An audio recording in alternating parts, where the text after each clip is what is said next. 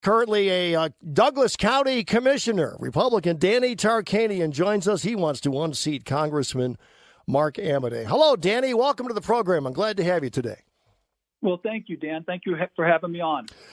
Glad to do it. So a lot of the headlines when you filed to run called it a surprise. A lot of people didn't see this coming. Was this kind of a last-minute decision, or what led up to you deciding to jump into the race?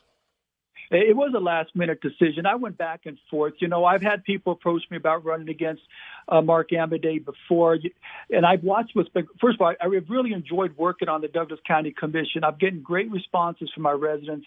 It's really nice to hear them give me the compliments they have about standing up for them, speaking out when other people wouldn't, and standing up to some of the county staff on their behalf. So I've enjoyed all that. But, I've watched what's been going on around our country, and I think the vast majority of Americans, and certainly the voters in CD2 have, and they're just so frustrated by the crazy and lunacy that's happening, most of which is originating out of Washington, D.C. We have 2 million illegal immigrants that came across the border last year. We have our sitting congressman, Mark Amodei, who supported giving citizenship to people coming in the country illegally. We have these bloated budgets that have raised our debt to over $30 trillion. But we're giving $600 million to Planned Parenthood, and Mark Amodei has voted for that and has publicly supported that. We watched 4 years of them crucifying, the media and others crucifying President Trump, much of which were all false stories like the Russia collusion. And then Mark Amodei was the first GOP congressman to support President Trump's first impeachment inquiry. Now, I know he says that, hey, he's in favor of transparency, and we all are in favor of transparency, but everybody knew that wasn't a transparent investigation. They wanted to use that investigation, the Democrats, to crucify Trump and make it very difficult for him to win re-election. And I'm sure that did hurt him, and I don't think that vote should have happened. But then the other things that really stuck out at me was all of these things that are going on where the government's taking away our freedoms and liberties, whether it's a COVID vaccine mandate, forcing our kids to wear a mask all day long, the defunding the police, the critical race theory, or how about the DOJ calling parents terrorists because they had the nerve to stand up for their kids at a school board meeting, and the elimination of our of the procedures and safeguards of elections. These are things that have outraged most Americans, and certainly the people in CD2. And I ask you listeners, what did you ever hear Mark Amodei do or say about any of those things? I mean, did he make a speech on the congressional floor? Did he offer a bill to stop it? Did he go on some talk show or news outlet and crucify these things that were going on? Did he even make a tweet or anything else saying that he didn't agree with these things?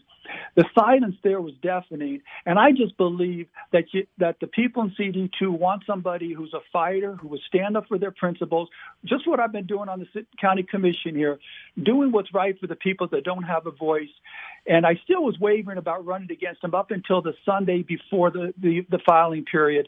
And that Sunday, Mark came to an event in Douglas County. It was a St. Patrick's Day event, and they asked him about that $1.5 trillion budget that he just passed, where it had 4,000 earmarks, $10 billion in earmarks, 20% increase in Mark's own budget himself.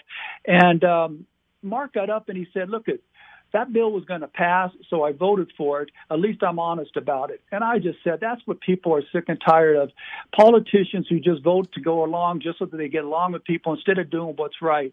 And then I heard him on the radio with you, and I was just shocked to see how indignant he was, where anybody who questioned that vote, he made it sound like, oh, those people didn't know what they were talking about and they were crazy to even having a difference of opinion. And I certainly have a different of opinion, and that's why I appreciate being on your show.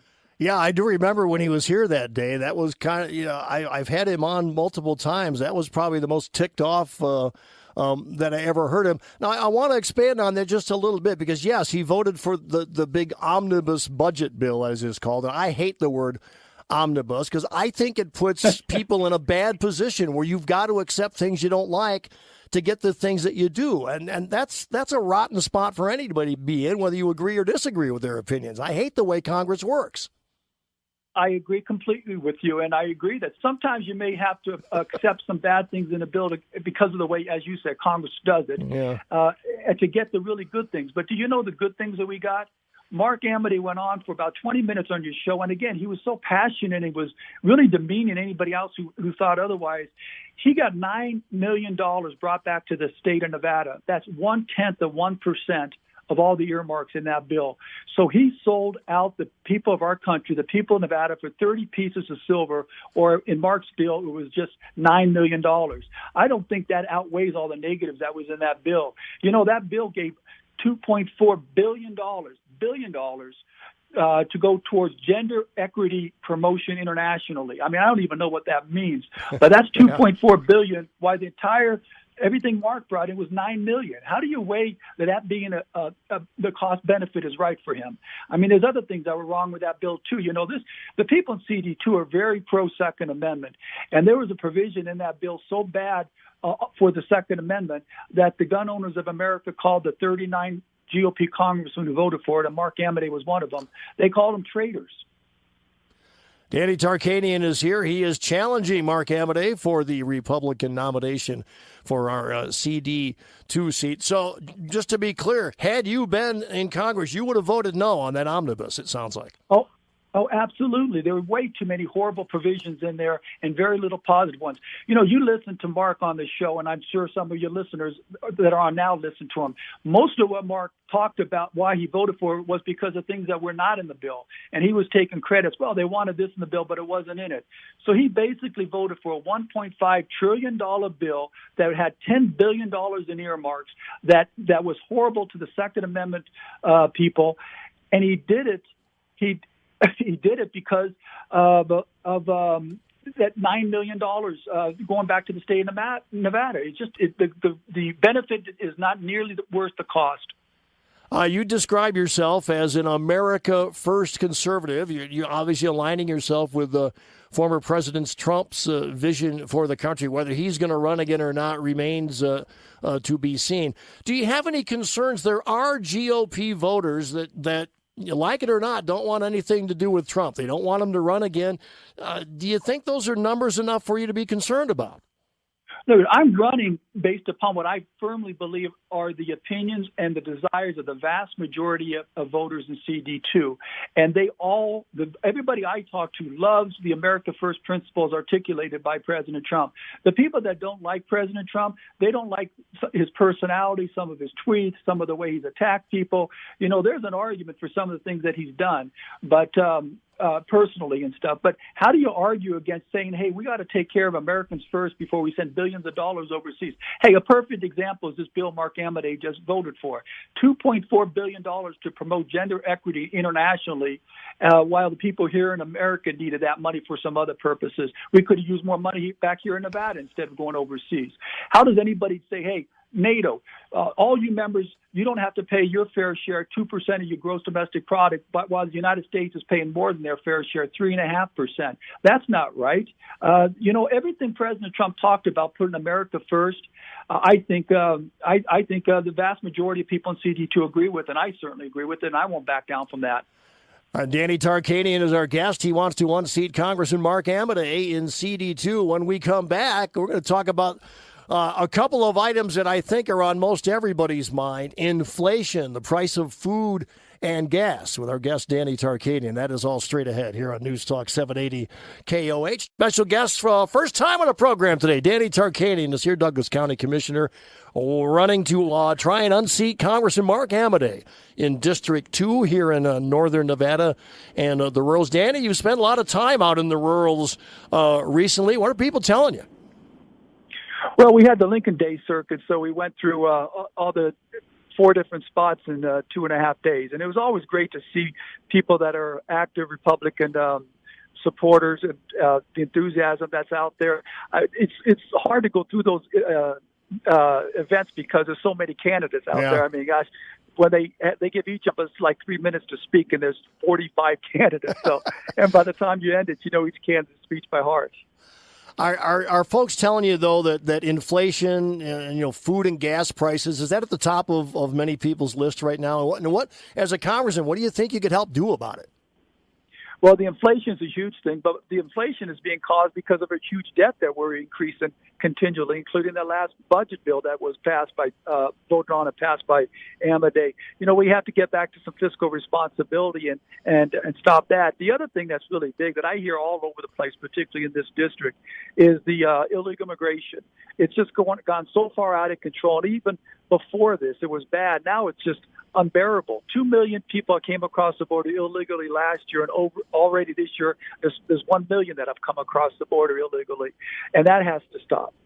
Yeah, every month it's getting worse and worse. It's interesting. The federal government, as a rule, loves regulation, but when it comes to the border, none seems to be the response. Yeah, there's 7,000 people that are coming across the border illegally every day. And look, I blame this on the politicians. There's some simple solutions that you could have that would solve some of these problems. The first of which is you don't entice people to come across the country illegally. And the biggest part of that is promising to give them citizenship, maybe the best gift any person can have in the entire world, citizenship to the greatest country in the entire world. And, of course, people are going to try to get across the country illegally if they think they have that. And that's what Mark voted for. Yeah, there's talk about the Dreamers again. Do you see a difference between the Dreamers and the rest of the illegals, or is illegal as far as you're concerned?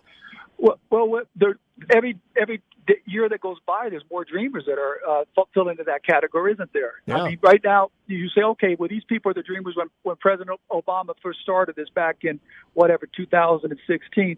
Well, now there's going to be 7 more years of new Dreamers. So you can't just say, hey, we got to take care of the ones that are here at this artificial or whatever date that we say, because we're continuing to allow the problem to continue. We're continuing allowing people to come across illegally with the promise of enticing them with citizenship. Danny Tarkanian is our guest, Douglas County Commissioner, hoping to unseat Congressman Mark Amadei in the June 14th primary. Danny, the mad rush is on for all electric all the time, and no one seems to be too concerned about how it's hurting the pocketbooks of basic families. What are your thoughts on this mad rush to solve climate change? Yeah, it's one of the many things that are driving the money supply and the cost and our debt up, and it's causing everybody now to feel that pain. And I'm going to tell you, if you wanted to ask people around the country, and I don't care if you're Republicans or Democrat, what would you rather have? You want to have inflation go back down to a reasonable amount, or take some kind of unilateral steps to stop climate change while China and India and all these other countries are creating more carbon emissions than we are? Almost all of them are going to say, hey, let's get the cost and inflation down here in the United States first. That's, again, taking care of Americans first, the America First principles that President Trump articulated that I fully support. Where do you stand on the whole voter fraud issue? Do you believe Trump got cheated? Do you believe that a lot of what's being implemented by the left is the wrong way to go? Well, I agree definitely with what you just said with respect to the Democrats and how they've implemented this. Look, there's a lot of strange things that happened in that election, and I don't have the answers to all of them. When the Nevada State Party had claimed that, hey, there were 3,000 people that had died that voted, I asked twice in a meeting, I said, hey, just give us the names of those people who died, and we can check it and see if they voted, and we'll know for sure if that happened or not. That's a black or white issue. And they would not produce those names to me. So I don't have any proof here in Nevada that happened. But I will tell you this, the Democrats, in the middle of the night, in the special session, they passed these laws that took away all of the safeguards in our election process. And one of them, the ballot harvesting, that was a felony until they did this, and now they made it permanently legal. And I spoke with the assistant Secretary of State who's in charge of elections. I said, how can there be safeguards with ballot harvesting? And he said, Danny, I'm sorry to tell you, there is absolutely no way to do so. So he himself is saying that there is no way you can have a safe election with ballot harvesting, yet we've allowed that. Same thing with respect to these electronic ballots. They're trying to match these signatures. They have poor signatures to start with from the DMV, and they're trying to match them on these machines. So what did Clark County do, the largest county and by far the most voters in the state of Nevada? They lowered the signature verification level to the lowest possible amount to try to get as many ballots accepted. Well, where's the concern for the integrity of the ballot to make sure that those are the actual signatures there? There wasn't any. And I think that's what's frustrated people the most. And the Democrats don't have an answer for that. And if we would start focusing on that point, I think we'd make a much better headway in the future elections. Yeah, I'm not a big fan of the signature verification on any level. I mean, I signed mine 30 years ago. That's a long time. So, exactly. If you were to get elected, if you're fortunate enough to get there and you're a congressman, the polls consistently say 70 to 80% of Americans of all parties want voter ID. Yet we have a whole lot of people, not only in Washington but in Carson City, who ignore that. As a congressman, how could you do that if you knew most of your constituents wanted it? I ran for Secretary of State in 2006, and I ran on that exact issue, that voter ID. And at that time, there was 80% of Democrats were in favor of it, and I still think the same amount are. Yeah. And I would push for that on a federal level, absolutely. But the problem is, as long as the Democrats have control of one or both of the chambers or the presidency, we're never going to get that done because they won't allow that. And the reasoning doesn't make any sense. Even their own constituency doesn't believe in it, that, hey, poorer people don't have photo IDs. That's just ridiculous. In fact, I think it's very disparaging to minorities to make that claim.